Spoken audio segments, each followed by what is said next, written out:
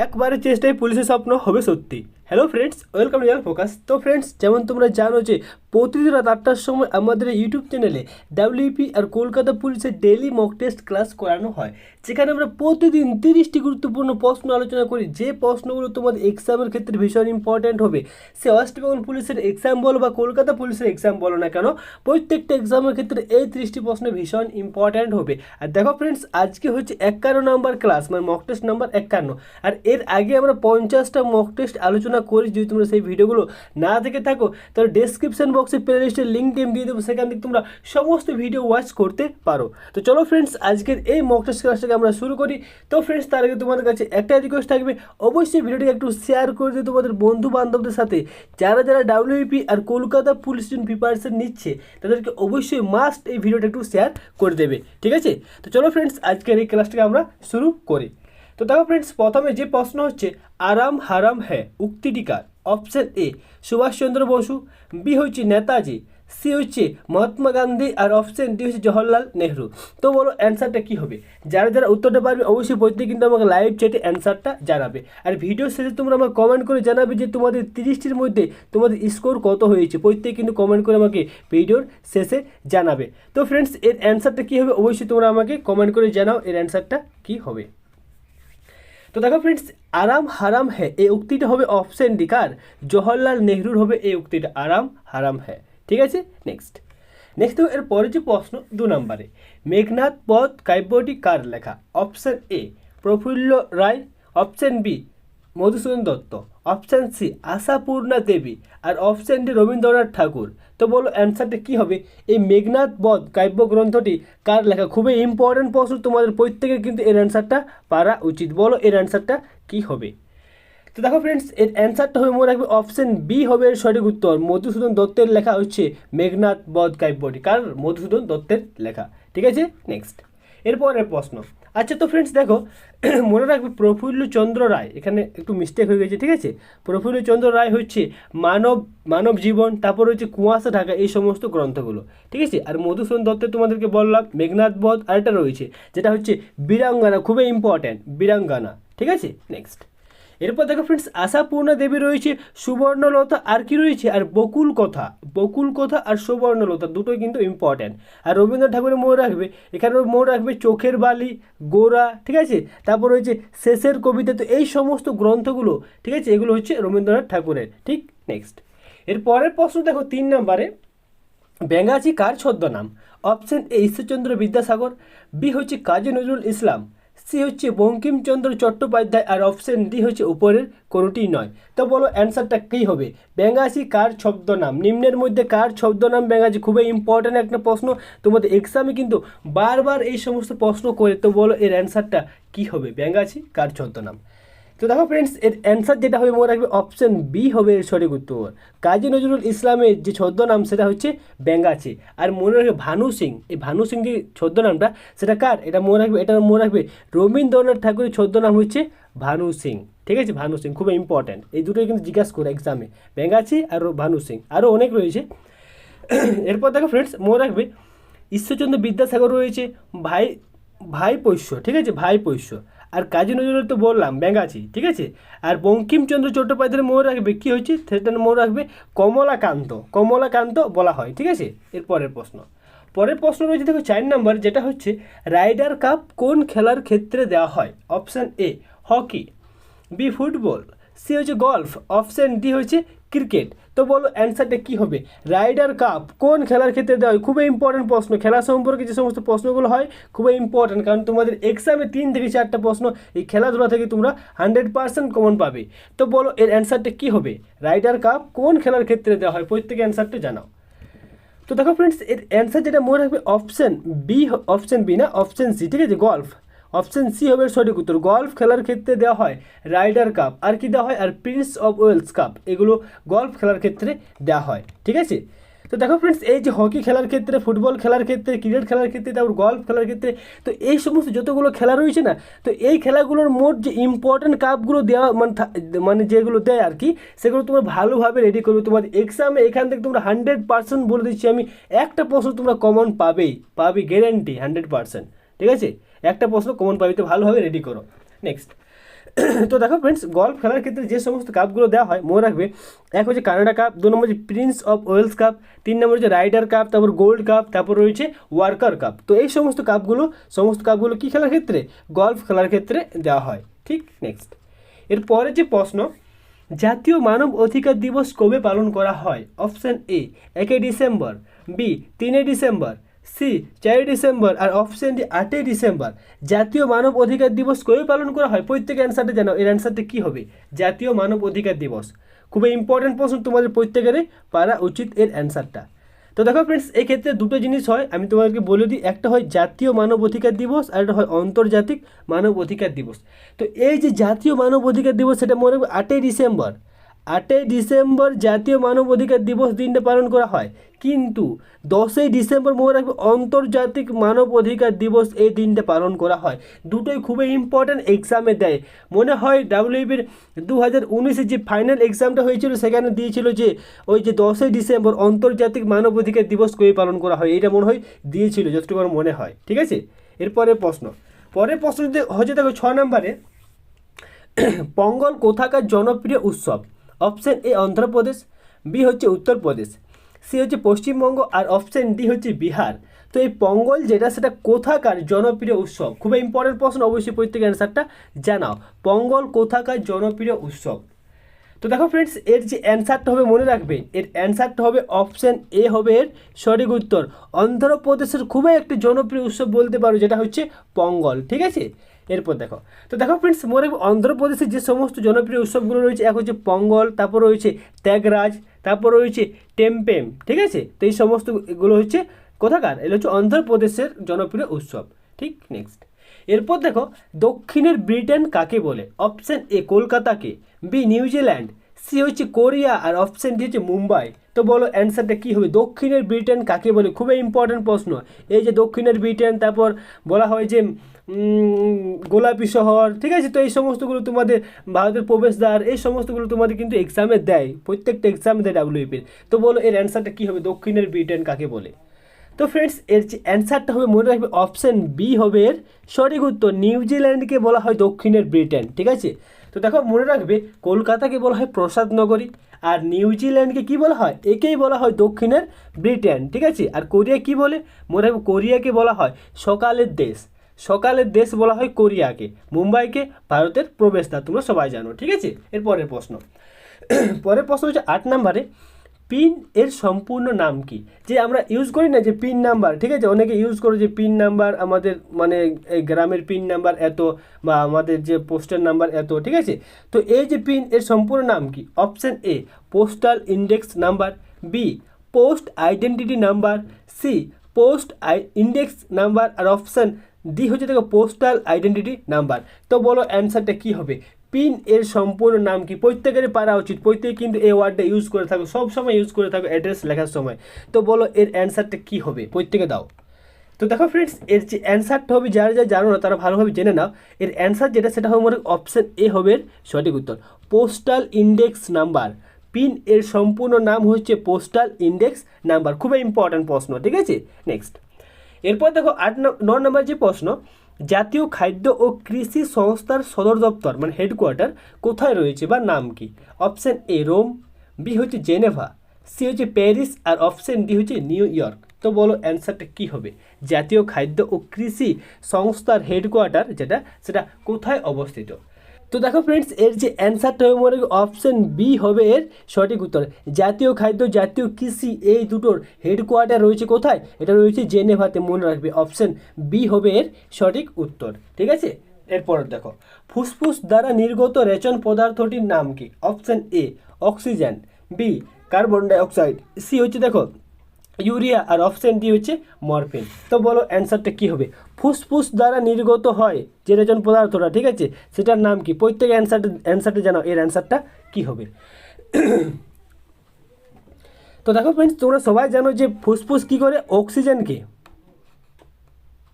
ফুসফুস অক্সিজেনকে নেয়। ঠিক আছে, অক্সিজেনকে নিয়ে পর কি কার্বন ডাই অক্সাইড ত্যাগ করে, কি ত্যাগ করে?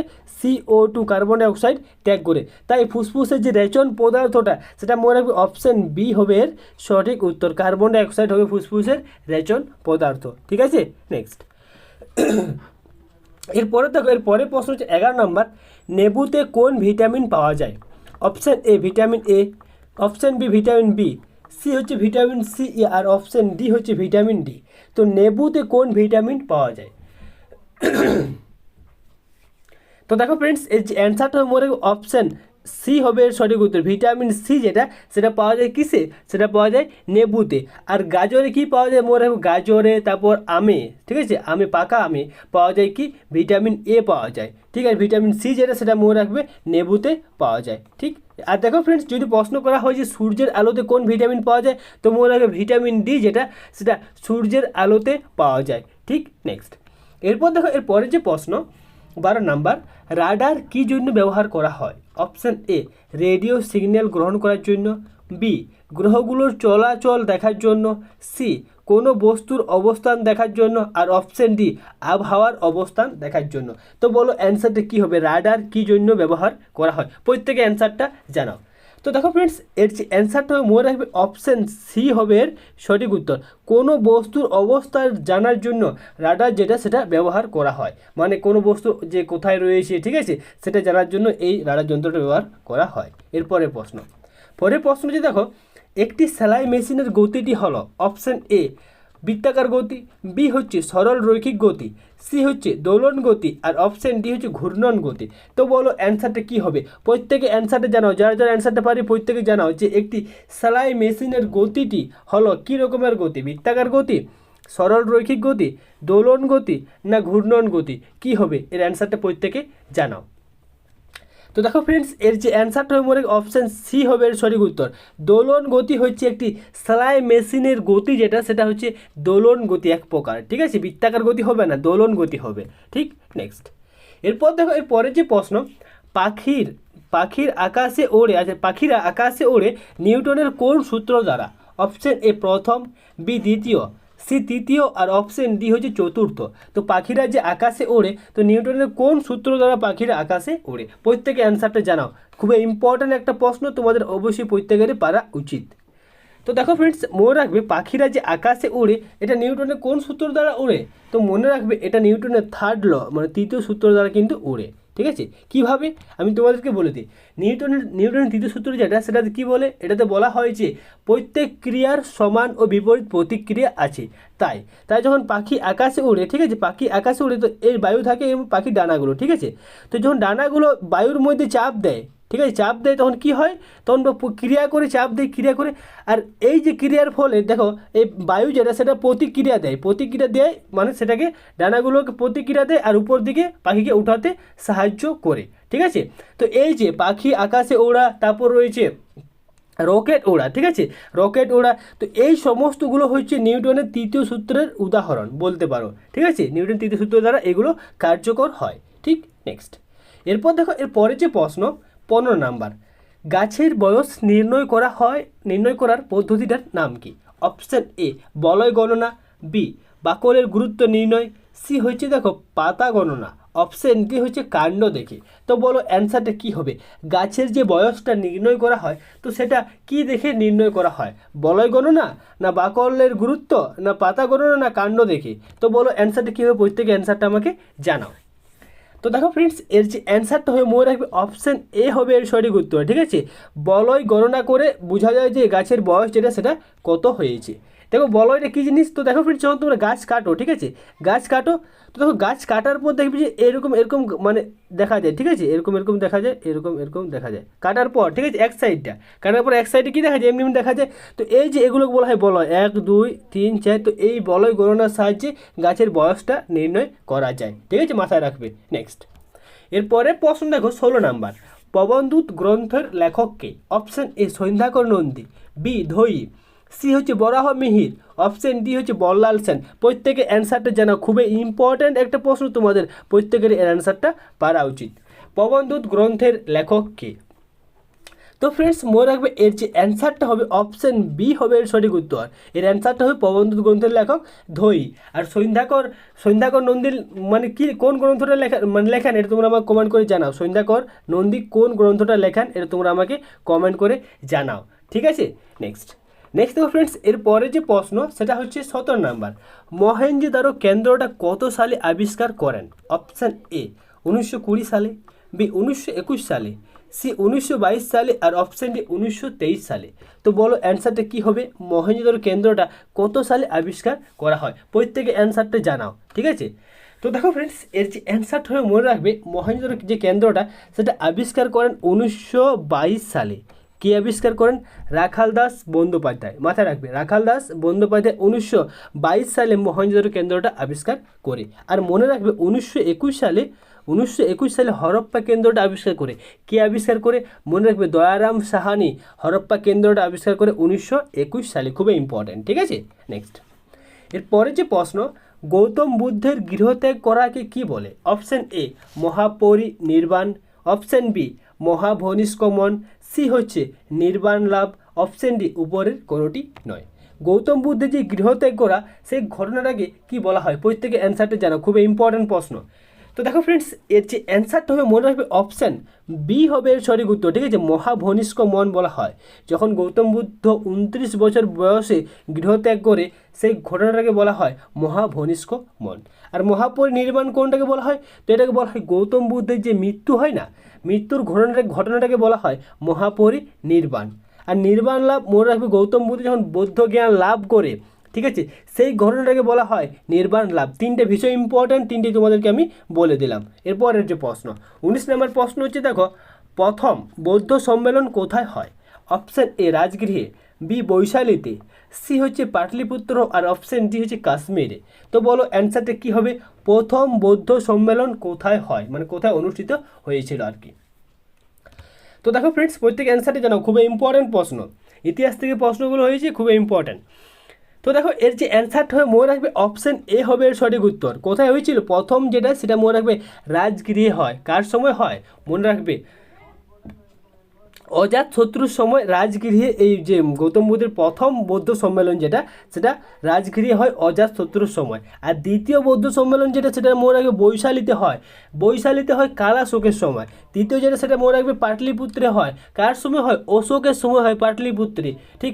আর দেখো চতুর্থ যেটা, সেটা মাথায় রাখবে, এটা হয় কাশ্মীরে।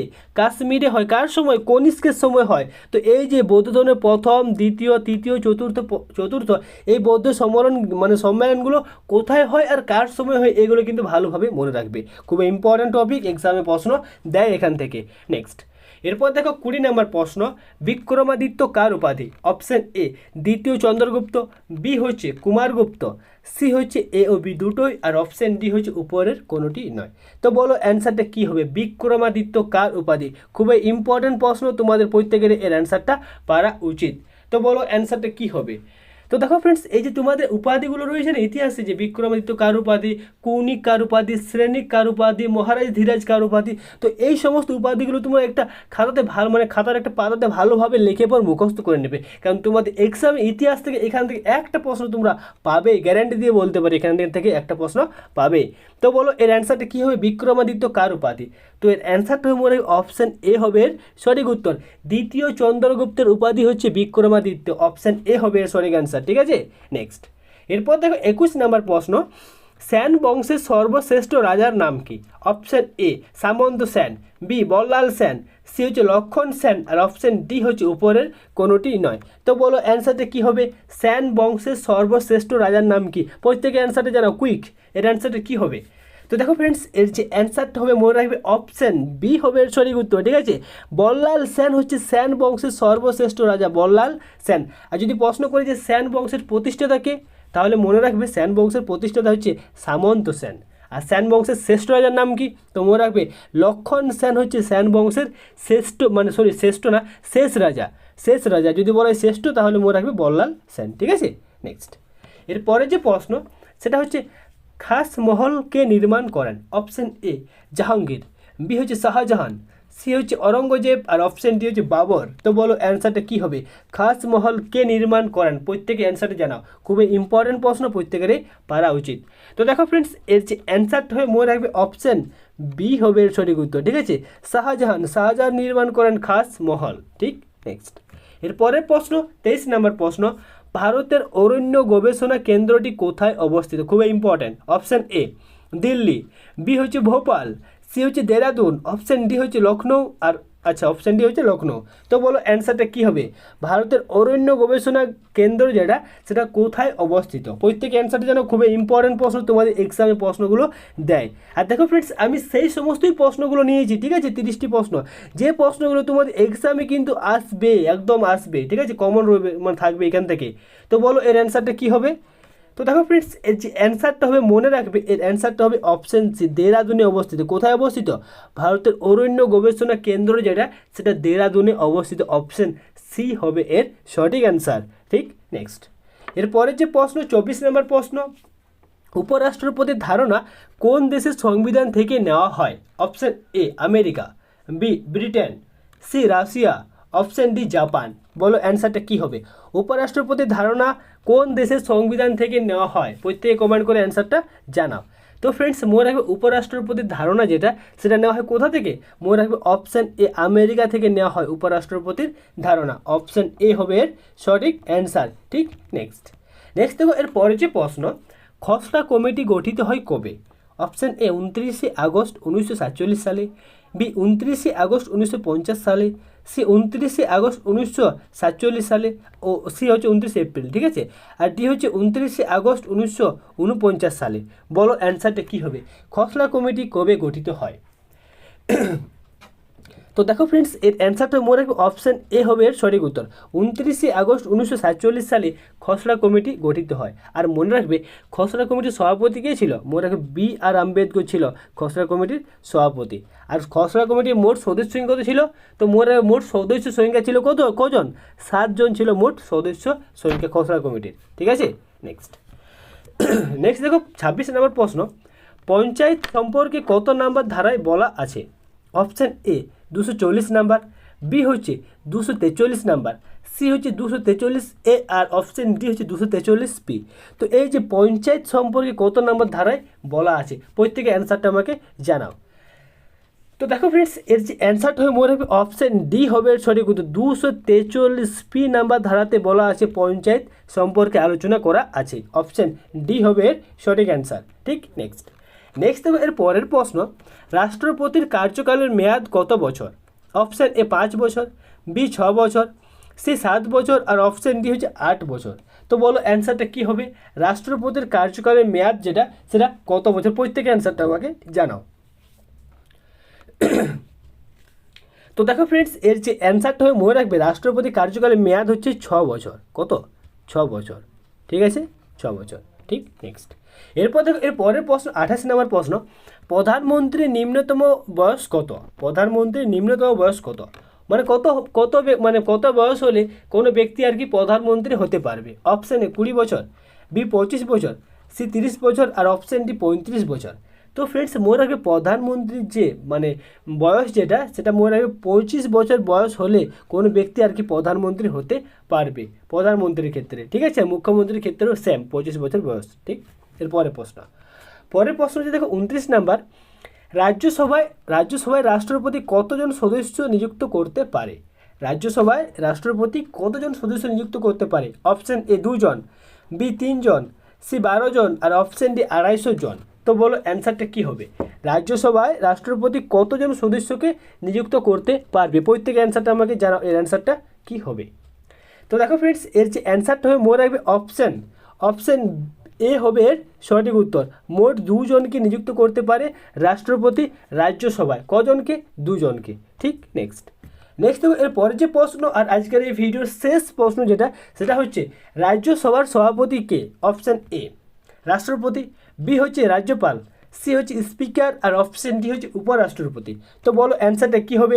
রাজ্যসভার সভাপতিকে। প্রত্যেকে অ্যান্সারটা আমাকে জানাও, এর অ্যান্সারটা কী হবে? তো দেখো ফ্রেন্ডস, মনে রাখবে রাজ্যসভার সভাপতি হচ্ছে কে? এটা মনে রাখবে অপশান ডি হবে এর সঠিক উত্তর। উপরাষ্ট্রপতি হচ্ছে রাজ্যসভার সভাপতি। আর মনে রাখবে লোকসভার সভাপতি যেটা সেটা হচ্ছে স্পিকার। ঠিক আছে, আর রাজ্যসভার সেটা হচ্ছে উপরাষ্ট্রপতি। ঠিক। তো ফ্রেন্ডস, আশা করবো ভিডিওটা ভালো লেগেছে। আর তোমরা আমাকে প্রত্যেক কমেন্ট করে জানাও যে তোমাদের 30-এর মধ্যে ঠিক আছে, যে তোমাদের 30-এর মধ্যে স্কোর যেটা সেটা কত হয়েছে প্রত্যেকে কিন্তু আমাকে কমেন্ট করে জানাও। আর ভিডিওটা কেমন লাগলো সেটাও কিন্তু কমেন্ট করে জানাও। ভিডিওটা ভালো লাগলে অবশ্যই কিন্তু ভিডিওটাকে লাইক করে দেবে। আর যদি কেউ এই চ্যানেল নতুন হয়ে থাকো অতি অবশ্যই কিন্তু চ্যানেলটিকে সাবস্ক্রাইব করে নেবে। এভাবে ডাব্লিউবিপি কলকাতা পুলিশ এবং বিভিন্ন সরকারি চাকরির সমস্ত আপডেট পাওয়ার জন্য অবশ্যই চ্যানেলটি কিন্তু সাবস্ক্রাইব করে নেবে। তো চলো ফ্রেন্ডস, আজকের এই ক্লাসটাকে আমরা এখানে শেষ করছি। আশা করি ভিডিওটা ভালো লেগেছে। তো চলো দেখা হবে নেক্সট ক্লাসে নেক্সট দিনে। ঠিক আছে, ধন্যবাদ।